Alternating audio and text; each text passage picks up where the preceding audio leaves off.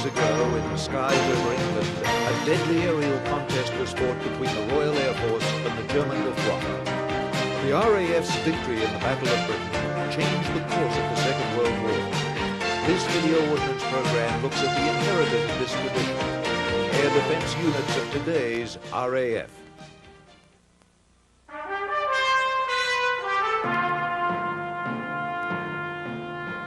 Located in the rolling countryside of northern Yorkshire, RAF Leeming is the home of an air defence wing of the RAF's Strike Command.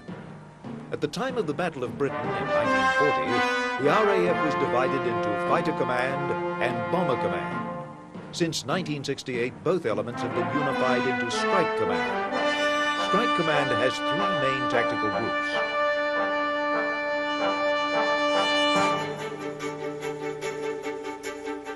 One group controls over 20 squadrons, including attack and transport aircraft.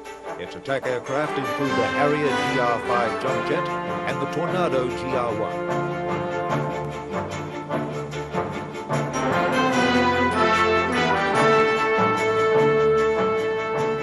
The 11 Group specializes in air defense of the United Kingdom and includes the wing at RAF Leeming.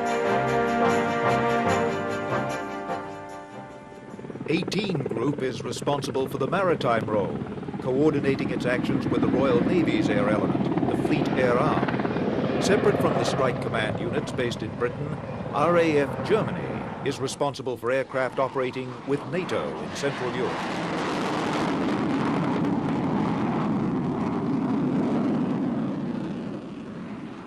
'11 Group is the modern ancestor of the legendary 11 Group of the Battle of Britain. Its mission today is to defend Britain against hostile air attack. Its operating theatre is called the UK Air Defence Region, or UKADR. The orientation of Britain's air defence has changed completely since 1940, away from the south of England facing France, where 11 Group fought in World War II, and towards the North Sea. For the past few decades, the main concern has been the Soviet bomber force, operating out of bases in the northern USSR, which regularly fly simulated combat missions down the Norwegian coast towards British airspace. The main interceptor aircraft of 11 Group is the Tornado F-3, which entered service in the 1980s, supplemented by 2 squadrons of the older Phantom, which is scheduled to be replaced by the European fighter aircraft later in the decade. 11 Group can also depend on the Hawk, Britain's advanced jet trainer, which can be armed with Sidewinder missiles for close-range air defense. Unlike the German bombers of the Battle of Britain, modern bombers attack from long, standoff ranges, over 100 miles away from the target, using large cruise missiles. The concept behind 11 Group's mission is to project a defensive screen of tornadoes far over the North Sea to intercept incoming bombers. 23 Squadron, their role in the UK is to provide the air defence cover, i.e. we generally in peacetime patrol the UK ADR, air defence region. We'd be routinely scrambled to go and see blips that the radar sites would pick up coming around from the Kola Peninsula.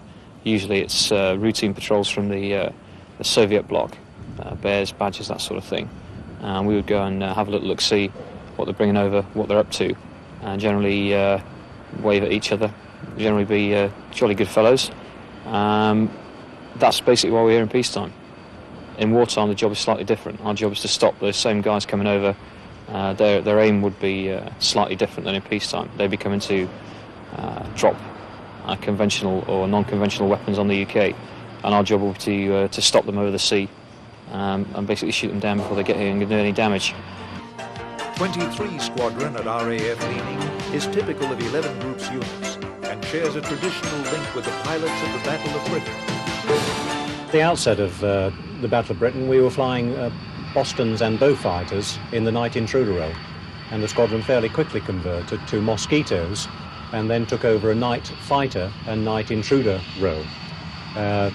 With that aircraft, the squadron deployed on night reconnaissance sweeps over northwestern France and claimed several kills to its credit. As in the days of the Battle of Britain, at 23 Squadron there will always be a number of crews on ready alert, waiting for the scramble alarm to intercept an intruding aircraft. During peacetime, it's called a Quick Reaction Alert, or QRA. A typical peacetime mission might well be a QRA launch. QRA is held by the Air Force 365 days a year, 24 hours a day. It's shared between the air defence stations in the UK, and at any given time there are always 4 airplanes on readiness, which is basically a 10-minute readiness phase, which means theoretically that within 10 minutes of the hoot to go, and the airplane's got to be airborne and on its way to intercept whatever the radar site have found on their radar scopes. So, for example, out of here, we'd get launched with a 10-minute scramble.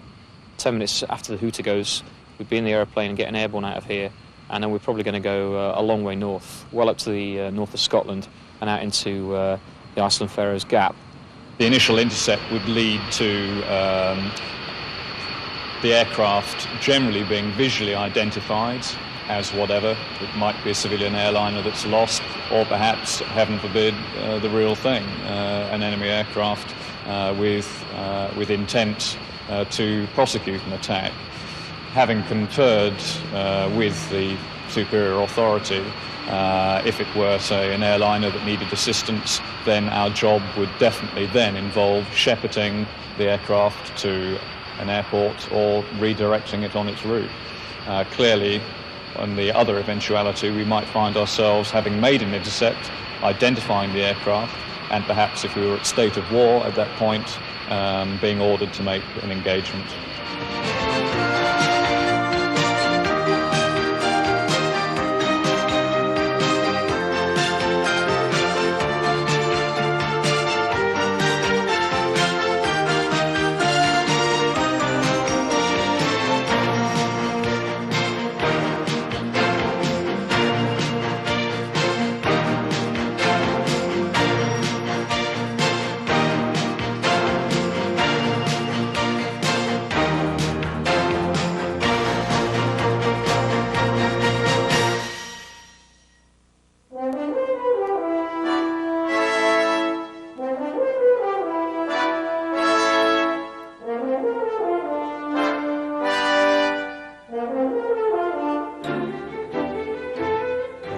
With advances in aviation technology over the past half-century, Britain's interceptor aircraft have experienced dramatic changes. The post-war years saw the steady improvement of fighter radar and jet technology. Aircraft such as the Javelin marked the next stage in interceptor design, capable of operations day and night at supersonic speed. The 1960s saw the gradual replacement of the aircraft gun by the aircraft missile, as epitomized by the Lightning Interceptor with its Fire Street missiles. The latest step in British interceptor design is the Tornado F-3. The Tornado is a multinational aircraft program with participation by Britain, Germany and Italy. The basic version of the Tornado is a sophisticated ground attack aircraft.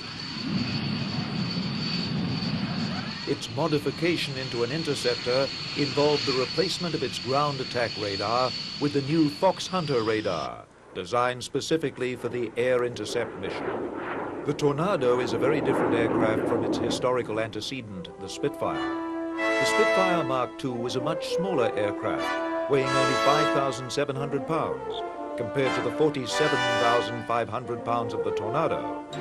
The Spitfire was powered by a Rolls-Royce Merlin engine, giving it a top speed of 355 miles per hour. The Tornado's 2 Rolls-Royce turbojets give it an effective top speed of about 950 miles per hour. The Spitfire had a combat endurance of less than an hour, while the Tornado can operate for over 2 hours on internal fuel and over 10 hours with the aid of aerial refueling. The Spitfire had a combat radius of about 150 miles, while the Tornado has a combat radius well in excess of 750 miles. The Spitfire was armed with 8 .30 caliber guns with a range of a few hundred feet. The Tornado carries 8 missiles, and it can attack an aircraft 30 miles away. The Spitfire was effective only in clear skies in daytime. while the Tornado can operate effectively day or night in nearly all weather conditions. Of course, when you look at the numbers of aeroplanes that we have in service now, I think that's perhaps got to be taken into consideration, that the firepower of a modern aeroplane is considerably greater than anything that, of course, we had in the Second World War. We're firing medium-range missiles out to tens of miles. We're firing short-range missiles down to what would have been a good opening guns range for a Spitfire pilot. And then, of course, we have the gun where we can go in effectively to almost point-blank range, if needs be, to destroy him. The greater complexity of the Tornado compared to the Spitfire means that it needs an additional crewman, both a pilot and a navigator.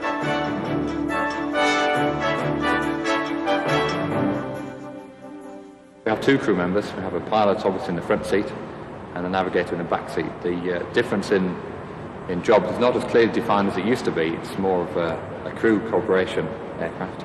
Obviously the pilot's responsible for flying the aircraft, getting it safely off the ground wherever we're operating, and back to the ground. But on the intercept side, we work very closely with the navigators. The role of the navigator perhaps has lost some of its meaning in latter-day warfighting. Perhaps the description is better as the American weapons system operator, if you will. Certainly the navigator has primary responsibility for the safe navigation of the fighter. However, I would say upwards of 95% of his responsibilities revolve around employing the weapon system, ensuring that the intercept geometry is just right to make the intercept, and making sure that the ordnance is delivered accurately and at the right point. The reason that the backseater is heavily involved revolves essentially around the way in which the Tornado F3 has been developed as a weapon system. It would be virtually impossible for the aircraft to function with just a pilot. Equivalently, without the controls, even the navigator in isolation could not run an intercept to either weapons launch or identification by himself. So one relies upon the other. And certainly the generation of single-seat fighter pilots in the Air Force has perhaps now disappeared with the demise of the Lightning. The armament of the Tornado revolves around three weapons: the medium-range Skyflash missile, the short-range Sidewinder missile, and the 27mm Mauser cannon. The primary weapon is probably going to be the Skyflash. That's a radar-guided missile. You'd probably call it a beam-riding weapon, if you like. The parent aircraft radar illuminates the target and bounces back a certain amount of reflected energy, which the missile underneath the airplane can recognise, and it will follow that beam right down to the point of impact and destroy the target that way. It's a slightly longer range missile than the Sidewinder, which is the alternative. As we said before, the Sidewinder is carried under the wings. The Sidewinder is probably more commonly referred to as a dogfight missile, slightly shorter range. The difference is it actually requires thermal energy to target on. So instead of having a beam to ride down, it actually follows a thermal source. The most obvious thing on an aeroplane, obviously, is a jet exhaust. And basically that's what you try and aim it at. The missile will see it and indicate to you by certain indications in the cockpit. And then once you've fired it, it's basically fire and forget. Either the missile works or it doesn't work. There's very little you can do about it. Once it's gone, it requires no further illumination. It just goes, and either it hits or it doesn't hit.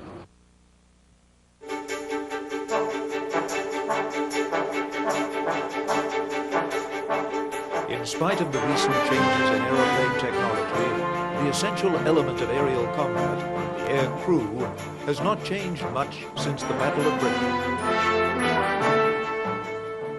I think there are lots of similarities. I mean, obviously I wasn't there at the time, but yes, I'm sure there are. I don't think the pilots are much different. The average age of my junior officer pilots is around about 22, perhaps actually a couple of years older than some of the pilots who've fought in the Battle of Britain.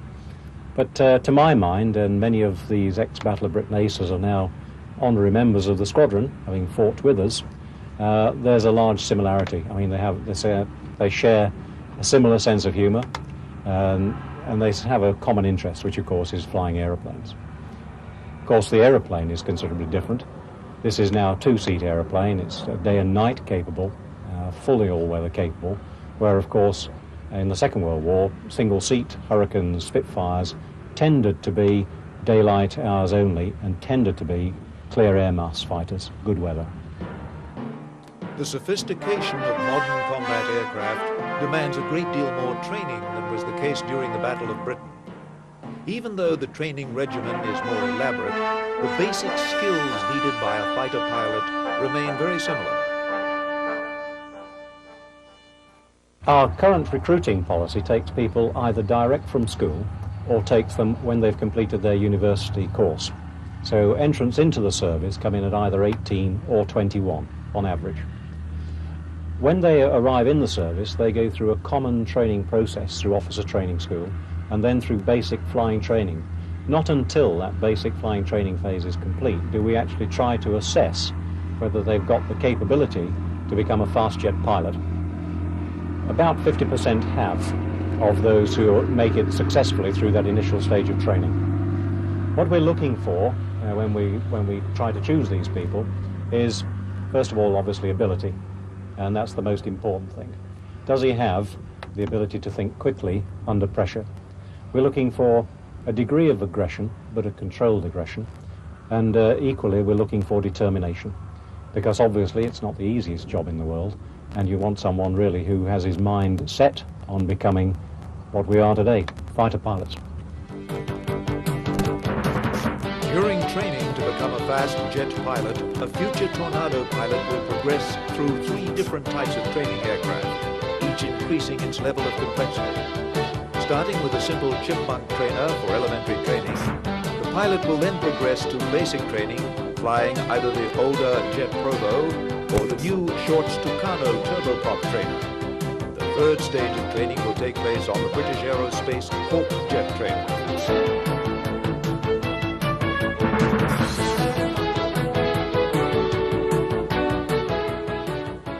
At the moment, the guys there are flying Jet Provos 5s and Jet Provos 3s, but they're going to be phased out in favour of the Tucano, which is our new trainer, turboprop trainer. You go through 120 hours, 130 hours at basic, and at which point you streamed for either fast jets, multi-engined or helicopters. And then assuming that you go to the fast jet world, you then go to Valley, you do another 6 months at Valley on the Hawk, and get another 60 or 70 hours. After completion of that course, you get your wings. From the wings course, you then go on to Chiven or Brodie. Chiven or Brodie are the tactical weapons units, and that was the first time that we were actually taught to use the airplane as a weapons system, rather than just something to go parading around the sky in. The Hawk is not only a trainer aircraft, but can double as a short-range air defense fighter, armed with Sidewinder missiles. It has also been built in ground attack and single-seat fighter versions, as seen here. Probably the best-known use of the Hawk is by the RAF's precision flying team, the world-famous Red Arrows.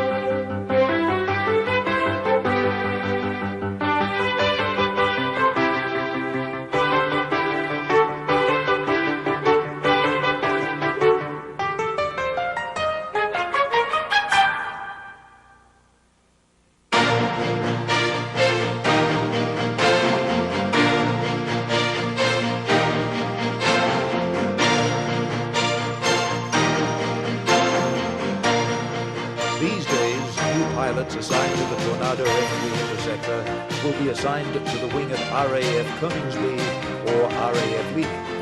The squadrons at Coningsby were the first RAF units to become operational with the new Tornado F3 in 1988.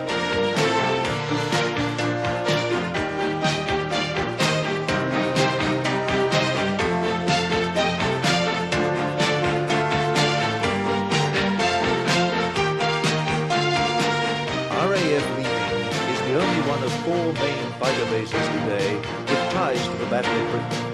It was one of the largest tornado stations in Britain with an entire wing of 2 squadrons. In 1940, it was a satellite field for 13 groups Catterick Wing. In August 1940, it was home to a squadron of Blenheim night fighters of the 219 Squadron. Meaning was rejuvenated in the late 1980s with the arrival of the new Tornado F3. Its modern facilities belie its historic RAF connection. Modern air bases have a more elaborate network of runways than in 1940. Instead of the grass fields common during the Battle of Britain, there are concrete runways. Hard runways are an absolute must with jet engines. Debris sucked up from the ground can damage the delicate turbine blades of the jet engine. One of the most distinctive features of modern air bases is the hardened aircraft shelter, often called a HAZ. The HAZ is home for the aircraft and its crew. The catalyst for the construction of these shelters came when the Egyptian Air Force was destroyed on the ground in the 1967 Mideast War. Hardened shelters sprang up like mushrooms in both Eastern and Western Europe as a result of this experience. The HAZ is designed to withstand a near miss from high explosive bombs, and it is vented in the event of chemical weapons are used.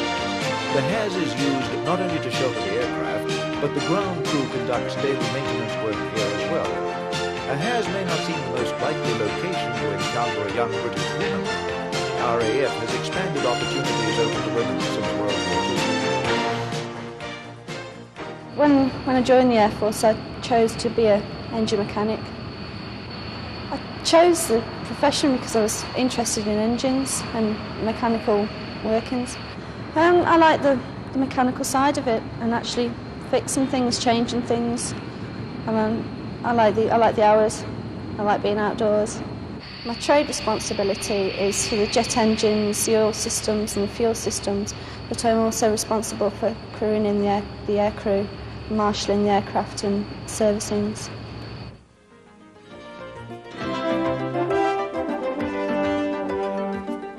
The Tornado incorporates many novel technologies. These sophisticated new features were coupled with detailed efforts to simplify its maintenance compared to older RAF multi-engine jet aircraft such as the Buccaneer. No, there's no comparison. Buccaneers is 1960s, 50s technology, whereas this is really in the 70s and even 80s technology.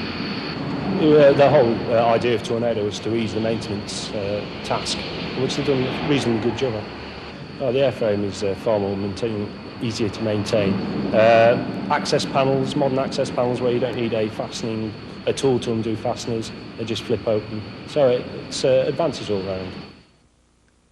While the ground crew prepare the aircraft for its next mission, the pilot and navigator suit up.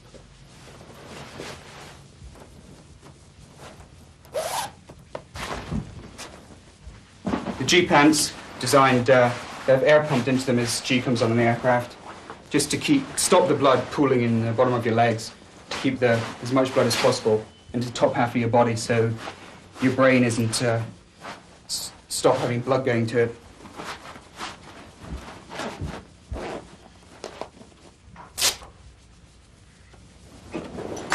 The immersion suit is designed for going into the water. It allows your skin to breathe while you're in the aircraft and walking around. But if you do go into the water, the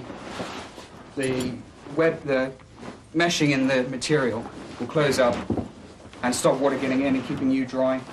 There's also rubber boots at the bottom and arm seals, which is air from the air conditioning system is blown through the hole.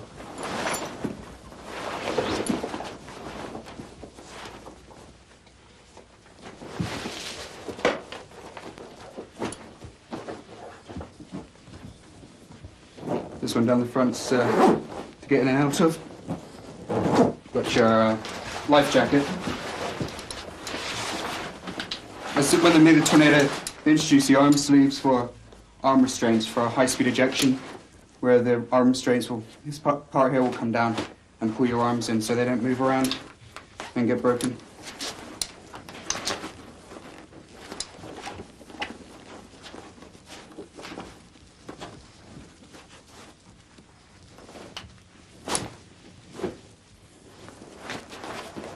Then attach your G-hose in.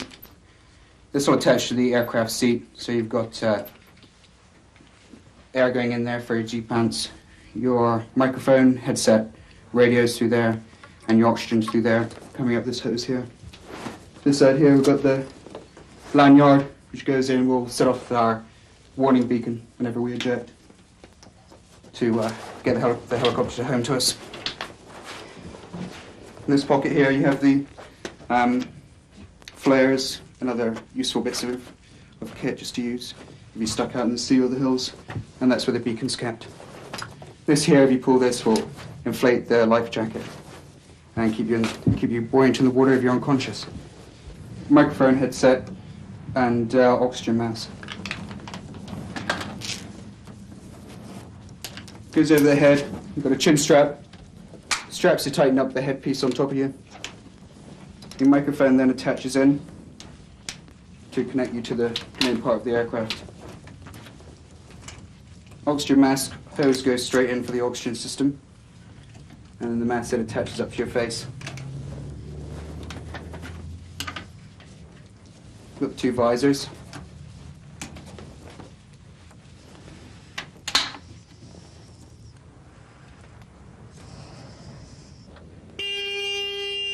Following a pre-flight inspection, the aircraft is ready for its new assignment. The success of the Tornado depends not only on the aircrew and ground crew of the Air Defense Wing, but on supporting units of Strike Command as well.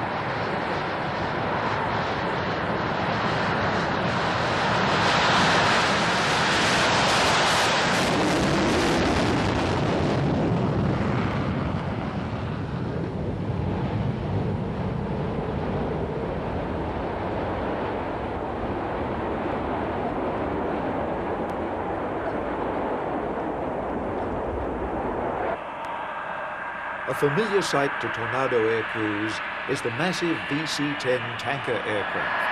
The VC-10 is used for mid-air refueling and can extend the endurance of the Tornado from about 2 hours, possible with the Tornado's internal fuel, to more than 10 hours with occasional aerial meetings.